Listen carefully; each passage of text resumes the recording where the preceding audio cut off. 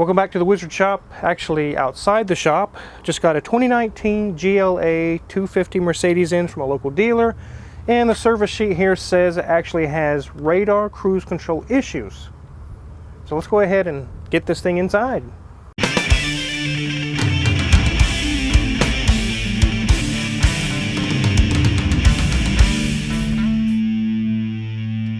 So before we dive in to find out what's going on with this and get an estimate to the customer, I'll give you guys a little game to play like we've done before and let you see if you can choose which out of three things could be wrong with this.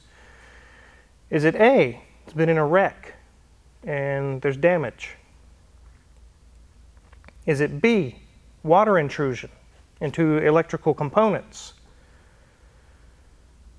Or is it C, a communication issue between a module, something simple like that? All right guys, so I literally just pulled this in. It's time to dive in, get the scan tool out, and find out what exactly is going on here. One of the first things we do whenever we get an electrical problem with a system that's definitely electrical is connect the scan tool and actually dive in to see if there's any codes in any of the systems. And that can kind of help you pinpoint some of the areas you can start searching instead of just going all around the car and kind of playing the guessing game. We don't really like to play the guessing game or the parts cannon or anything like that here. So let's go ahead and get this thing on and check the codes and see what do we have going on here. So we got the ignition on. We've actually got our handy dandy Autel IM608 is what we use. Actually, it's what Grimes really likes to use, which, just to let you know, we can also program keys and things here in the shop now. That's what this thing can do. It can do a lot of other really cool things. But we're in the Distronic system, which is what Mercedes calls the radar cruise control system, where it automatically keeps you at a certain distance from the car in front of you, and it's called Distronic. So that's where we're at. We're in the Distronic system. I'm going to click trouble codes, which, by the way, this is wireless. You don't see any wires. It's connected this way. Let's see what we got.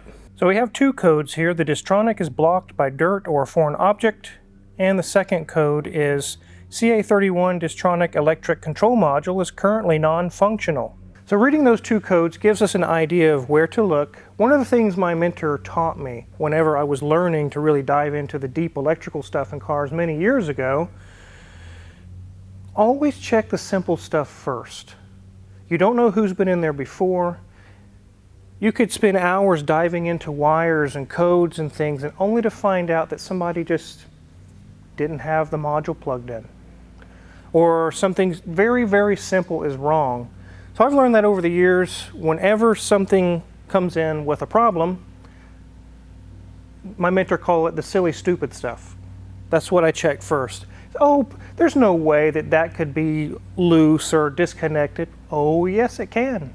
It very much can. So, reading those codes, I see that it's not communicating with the Distronic module. It's saying it's non-functional. Something's not right. Also, the code is literally telling you it's being blocked. Something's wrong. So I don't need to go to the rear of the car or underneath the car. I don't need to put it on a lift. I know exactly where I need to go. I'll go get Grimes real quick. We'll take the front of the Distronic plate off. We'll take a look. What's going on here?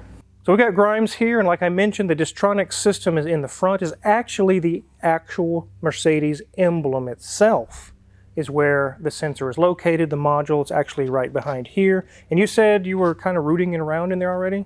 Yeah, I went ahead and I grabbed the borescope and stuck it in there, and what I noticed, one of the connectors was slightly loose, and then the Distronic sensor itself, it has two adjustment screws, and one of them was popped out of its socket.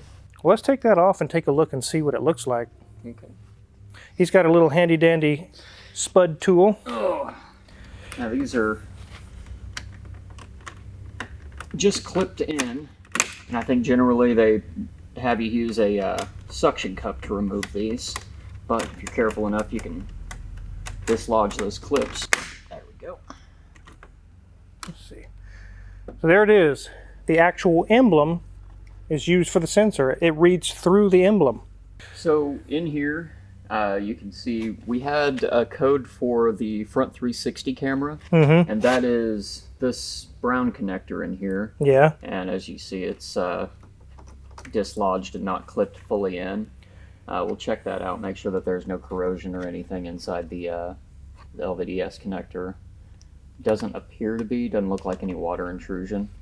So what I'll do is reconnect that, and then we'll check and see if our code went stored. Need some tools there. Was Fisher Price? Does that help you out any?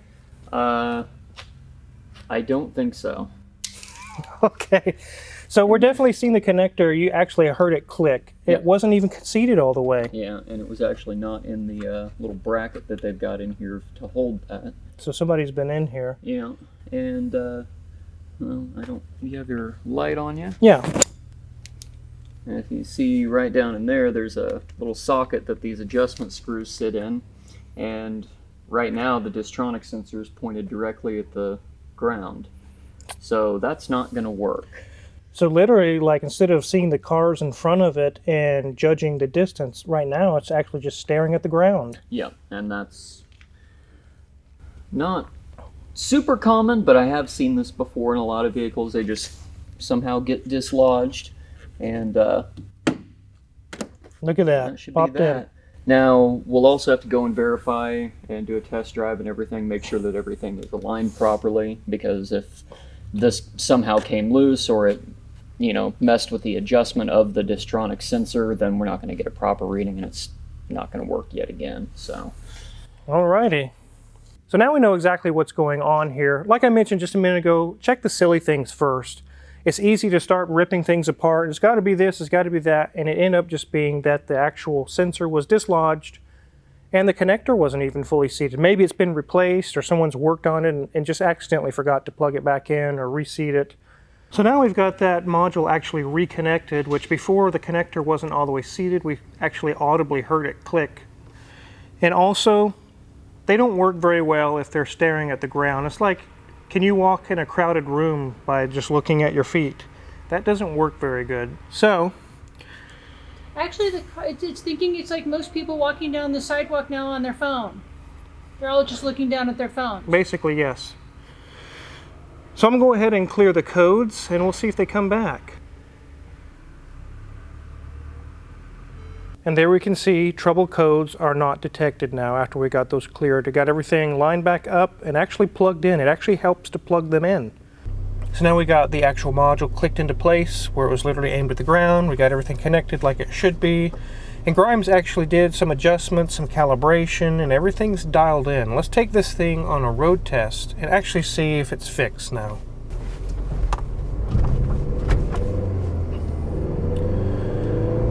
Alright, we'll get this thing up to speed and we'll try out the cruise control as we go towards the end of town here.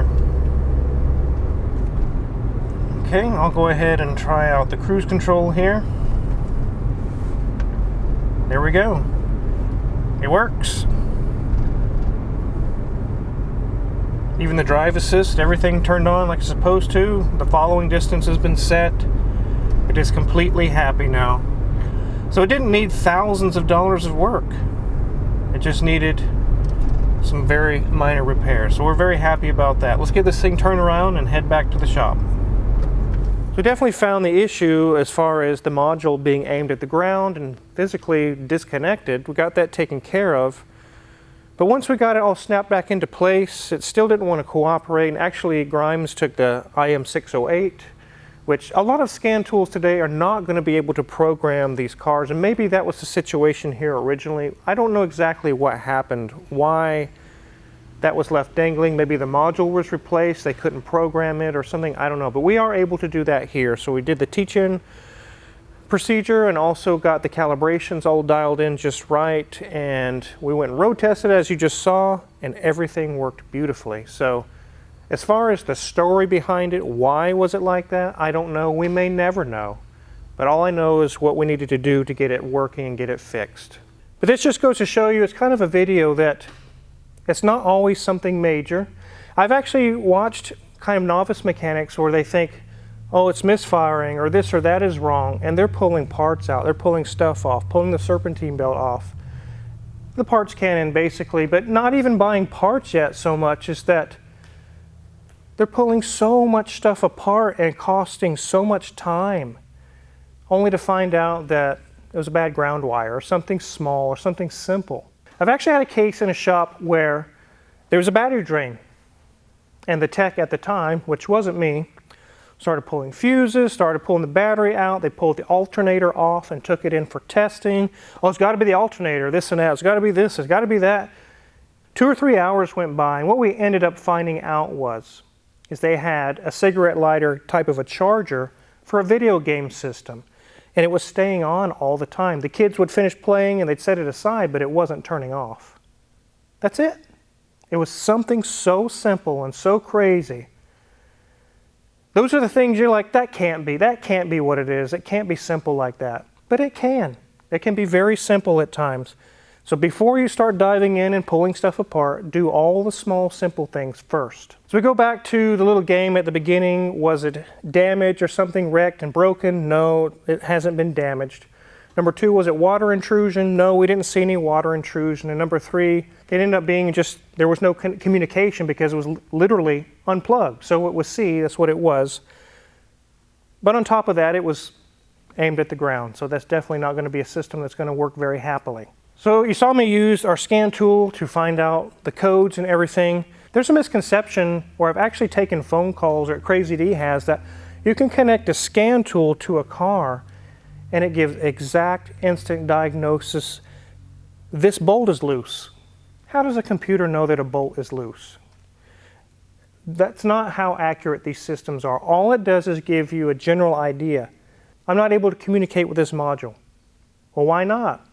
The computer's not going to tell you why. It's just going to say, that's the area you need to concert your efforts to figure it out. I actually had a person call Crazy D and say, I've been to a parts store and had them read my codes and they can't figure out what's wrong. Can you tell me what's wrong over the phone? No, we're not going to be able to tell you what's wrong over the phone. And many times you can hook a scan tool to a car where there are no codes because nothing's been triggered, nothing's wrong. You could look at live data and maybe get an idea if you know what you're looking at and start looking at values of sensors and things and maybe dial it in. But it's not always guaranteed where you just plug it in and every single time it's going to tell you what's wrong. Every single time. That's not the way they work. So we're changing things up a little bit. Hope you like some of the little tweaks we're doing to kind of show the process from start to finish, why there was no communication and why there's a foreign object. Literally the ground was the foreign object. Imagine that. So if you're curious what kind of tools we use on any of these cars in here, check our Amazon affiliates link in the description below. We get a small cut and we really appreciate it. And we actually got another phone call. We get lots of phone calls. Somebody called Crazy D and said, I can't find the Amazon affiliates link. It's in the description below. You click the little arrow down and it kind of literally just folds down and there's all kinds of links there. There's bin pack, there's our Amazon affiliates, all kind of stuff there. You should check it out. Also, check out Mrs. Wizard's Ways. There's a link in the description below. She's got some videos posted there you definitely don't want to miss out on. And make sure to hit the subscribe button on this channel because there's many more cool videos to come. There's tons of cars in the shop and I got to get back to work.